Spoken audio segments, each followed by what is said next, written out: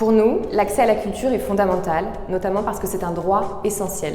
Au-delà de ça, pouvoir accéder à une offre artistique et culturelle permet beaucoup de choses, à la fois le développement du bien-être, de l'expression, de la confiance en soi. Le JAD, c'est un équipement culturel piloté par le département des Hauts-de-Seine avec un exploitant, le groupement, composé de différents acteurs. On a donc le groupe SOS Culture avec la branche Saint-Illot, l'Institut national des métiers d'art et le réseau Make Ici de Fab Lab pour l'expertise un peu plus technique.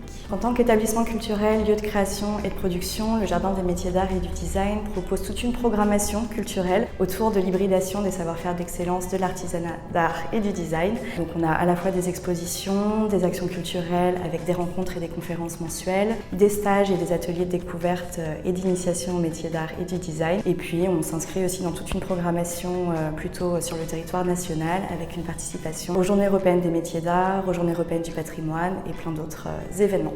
Le groupe SOS Culture, donc, qui est membre et copilote du projet du Jardin des métiers d'art et du design, et donc à ce titre on travaille ensemble sur l'expertise plutôt ingénierie culturelle du champ social et solidaire.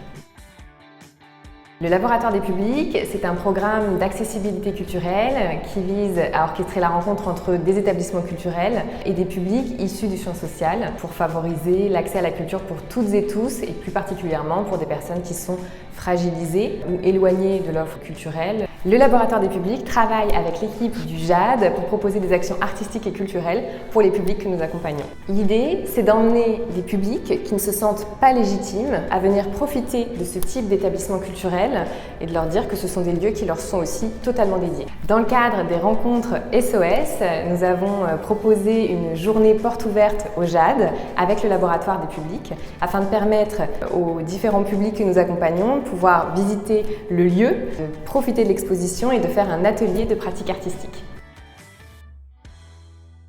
Donc nous sommes venus aujourd'hui au JAD effectivement parce que nous sommes sur un territoire régional où il y a beaucoup d'offres de culture. On sait que la multiplicité des offres de culture permettent aux jeunes effectivement d'avoir un plus large panel d'outils qui leur permettent de s'épanouir, de toucher un peu à tout. La culture, c'est aussi se forger une personnalité, se mêler aux autres, pouvoir être dans des échanges. C'est aussi quelque chose d'une sorte de forme de lien social qui permet à tout le monde de se réunir. Ça nous permet vraiment, à nous en tant que professionnels aussi, de jauger un peu l'enfance qui peut lui manquer en termes de carences et de faire en sorte que l'enfant soit dans une voie, le menant à se mêler à la société en tant que personne, en tant que citoyen. Ce que j'ai pensé de l'atelier, c'était bien.